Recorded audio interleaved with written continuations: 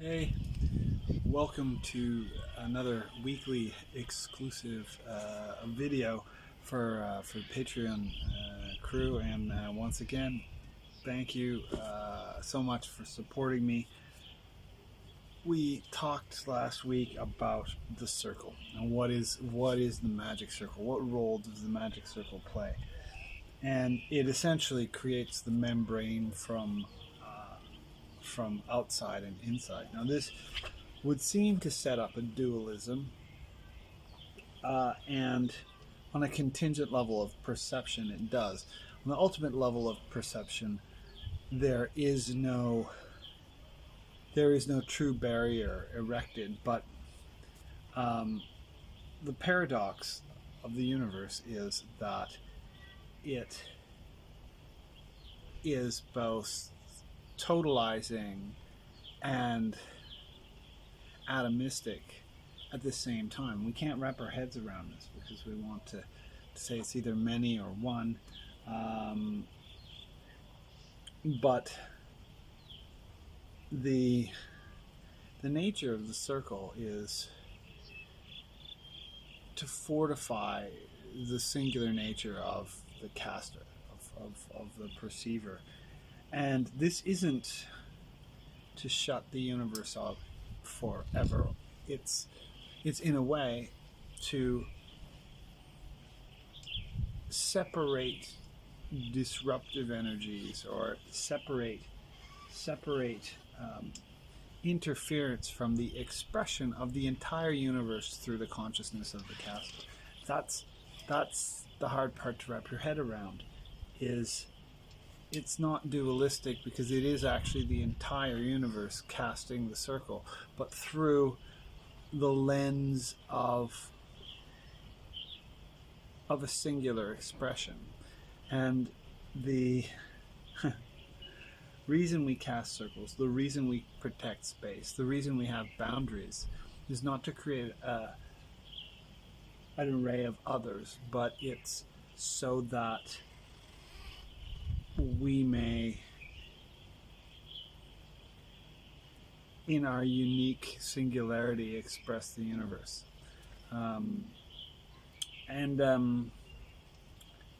So we do have borders, and we do have defenses, and we do have boundaries, and we do have protections. And when you cast a circle, you make this declaration of, within this sphere, I hold responsibility for what becomes, what manifests. And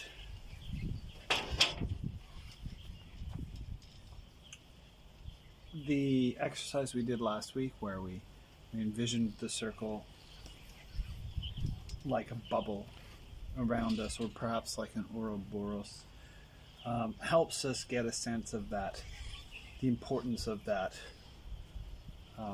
domain where we are responsible, or we are magi.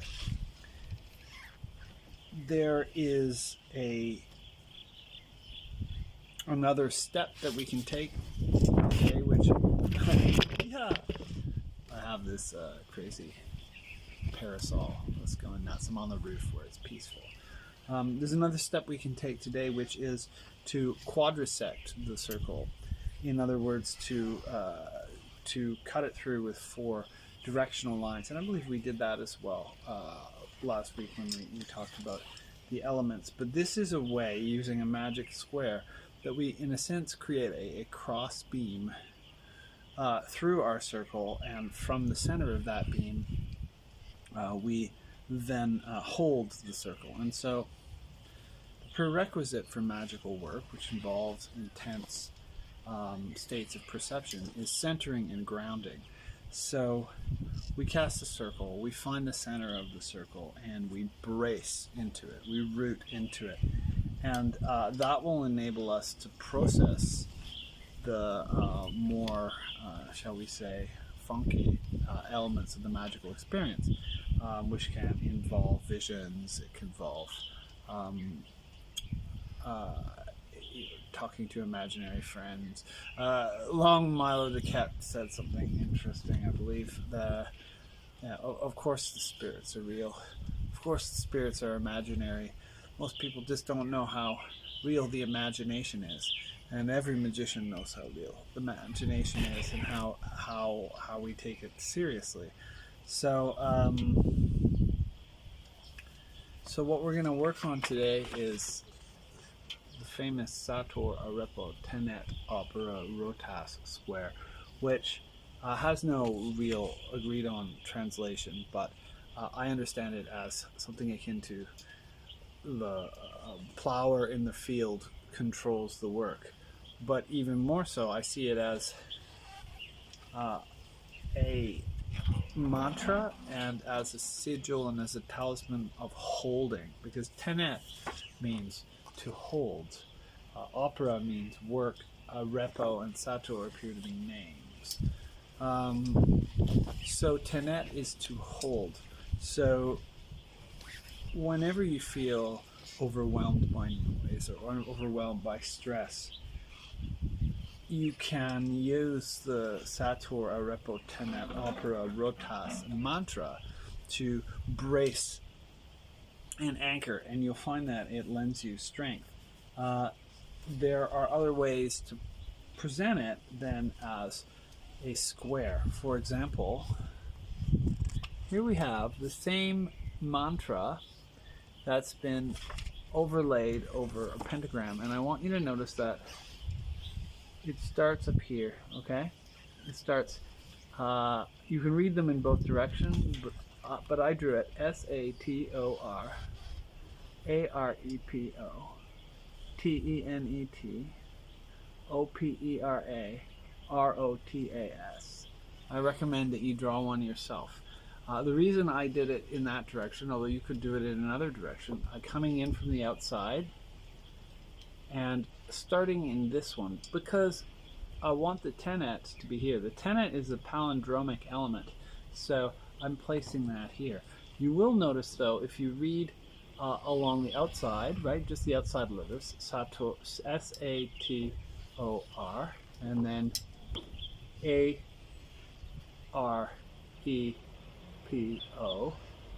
and then T-E-N-E-T,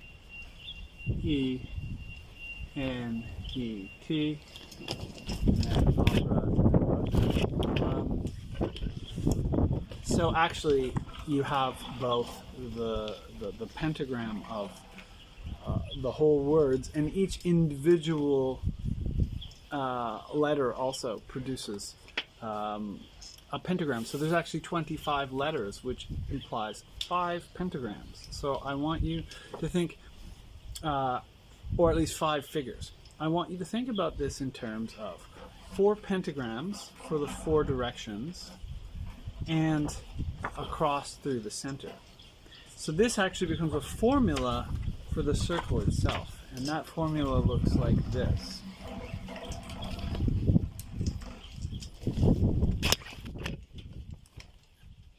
Alright, how I'm going to handle this wind. I'm going to move this around just briefly, and then we'll resume this. So notice that in this diagram of the circle, I'm starting, we'll say in the east, or the 4, and I have used the same formula, SATOR, and then moving around the circle diasyl. And notice that this pentacle is not facing up, it's facing out. So the center is this N, and the tenet here is 4 streams moving outwards, 4 streams of energy.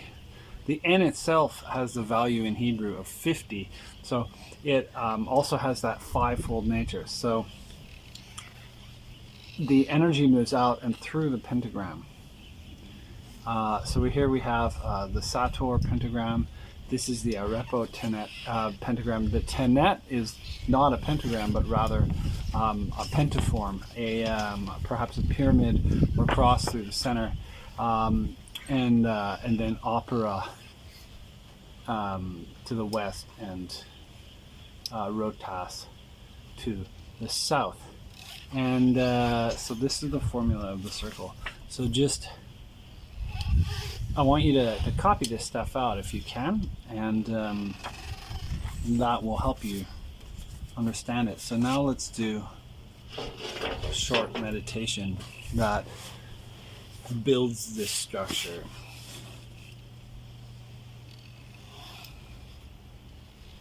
So find east.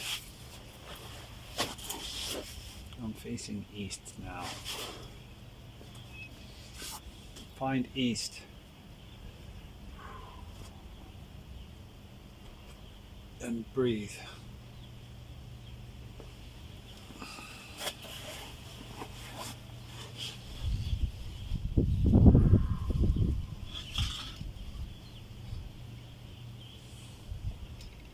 Let your mind calm. Let your body relax.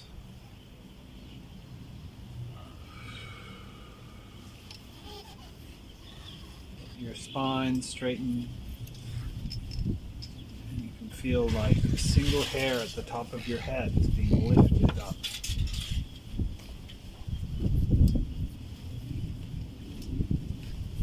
And as you breathe, a stream of light descends from far above, while at the same time, a stream of light ascends from deep below, and they meet in the center, as if the branches of a tree gathering sunlight and the roots gathering moisture and nutrients ferried their respective energies upwards and into the trunk.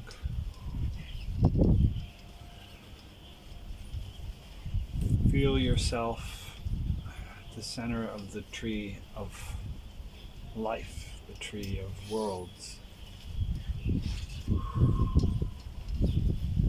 Become aware of a horizon all around you, equidistant from your center. A circle beyond which cannot be seen.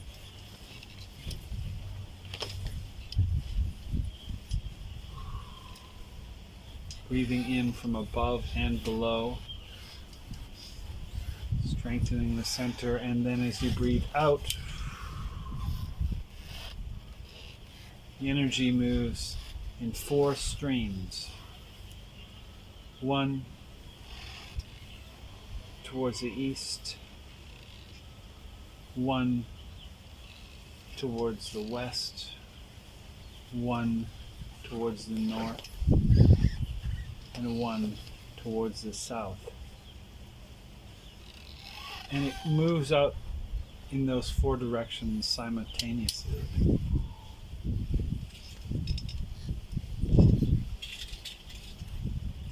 Now we will chant the mantra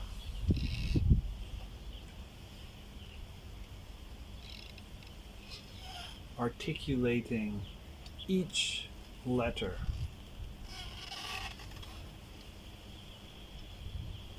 To the east, SATOR.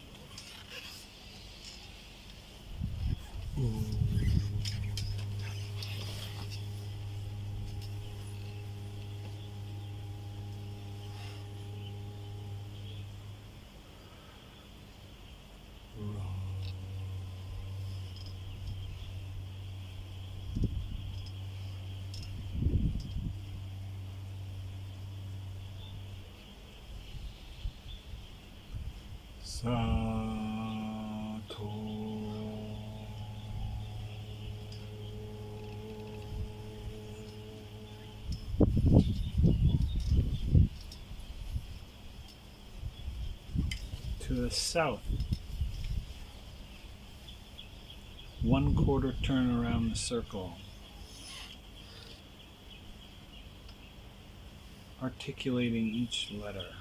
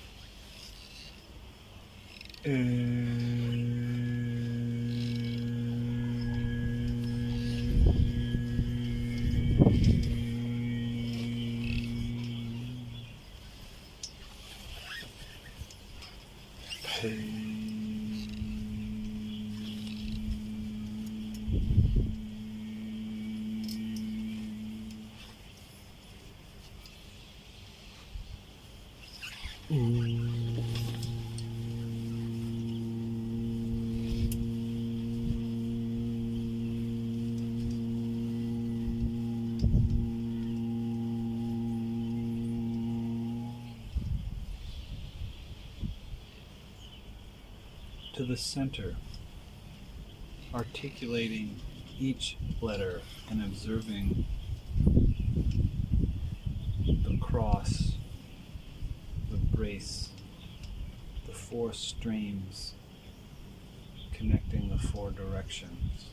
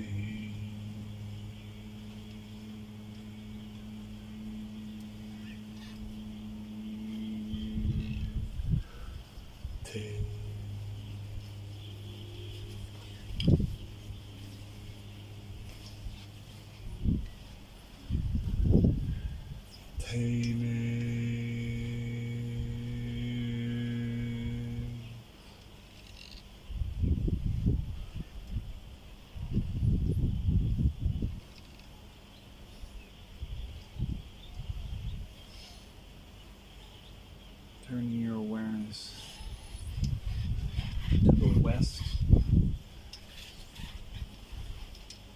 articulating each letter. Ooh.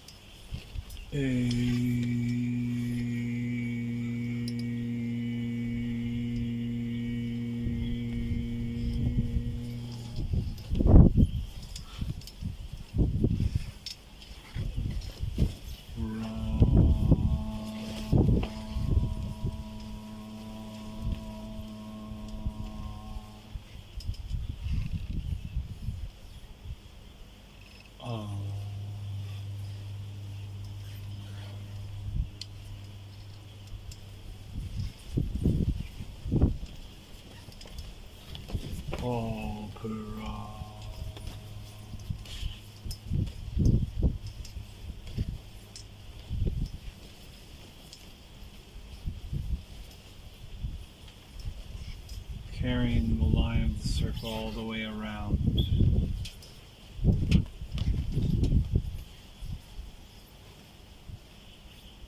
To the north.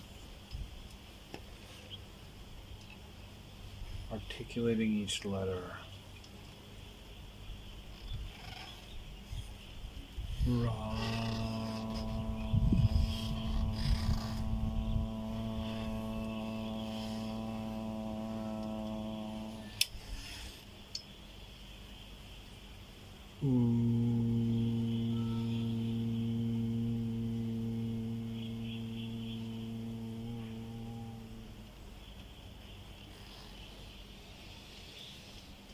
te.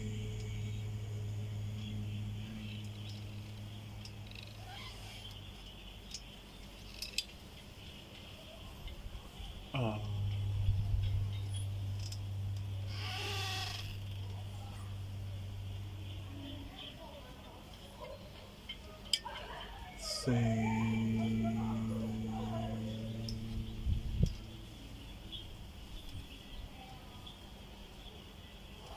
Rota.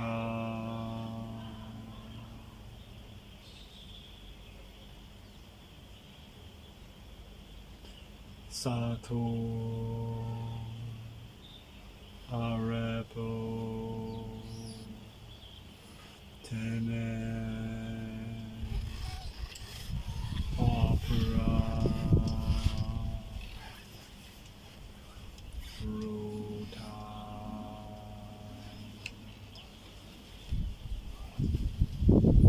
SATOR. Arepo. Tenet. Opera.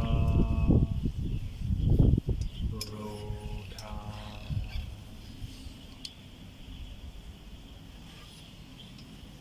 SATOR.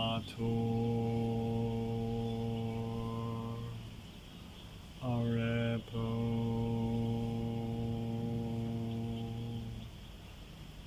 Tenet.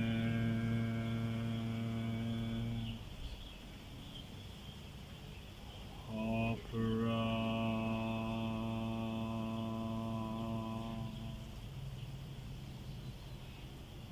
Rota.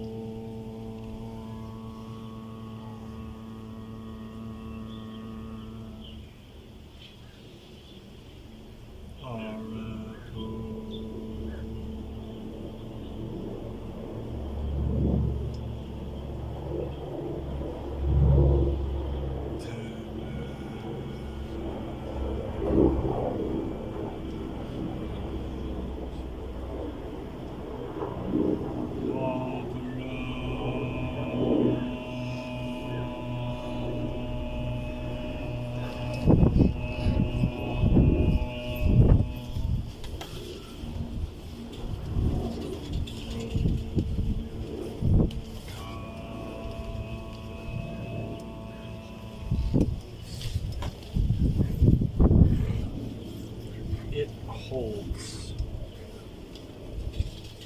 It holds. It holds. As above, so below, to accomplish the miracle of the one thing. Let it be so.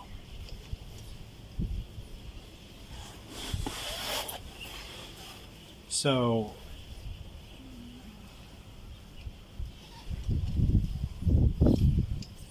let yourself come back to your place of presence in the world. I don't like to call the world the mundane world, because it isn't, but or the physical world, because it isn't, but the world we share, the common world, and return to it and feel the bracing energy of the SATOR square, which now supports your energy field on a conscious and an unconscious level. And know that this is something you can practice as a centering and grounding practice, and in doing so you can really visualize these pentagrams. Did you notice that when I articulated the individual letters, I used a syllable to carry them? For example, I said, ra, te, se, a, te, u, ra. This is a technique that allows us to really imprint the letters themselves. In the case of arepo, I noticed that I did not. So in every other case, I said SATOR and then SATOR, and tene, ete, and then tene. But I didn't do that with arepo, and that was an error on my part. So if there's an almost tiny microscopic wobble, you can correct that in future practices of this. But that is the thing, is perfection. We strive towards it, but we never achieve perfection. But practice is the point. So this is something to explore, and it will enable you to erect 5 pentagrams or 4 pentagrams and a crossbeam with just one utterance of this square. Sator, arepo, tenet, opera, rotas summons the whole sphere. Just a few words on how I closed it. I believe I said, as above, so below, to accomplish the miracle of the one thing, which is how I finish most practices in my personal life, and it's a way of recovering the unity of the practice. Because in a way, what we're doing when we practice, we're opening a bracket and we're speaking the formula, and then we're closing the bracket, and that's important. I hope you enjoyed this video and this practice, and thank you for supporting me on Patreon. I invite you to check out my Instagram posts if you don't follow my tarot philosopher and meta-sequential artist and vivid apocalypse accounts. But there's lots of different stuff there, and don't hesitate to reach out to me and start a conversation if you want to. I'd love to answer your questions and get to know you. So thank you, and see you next week.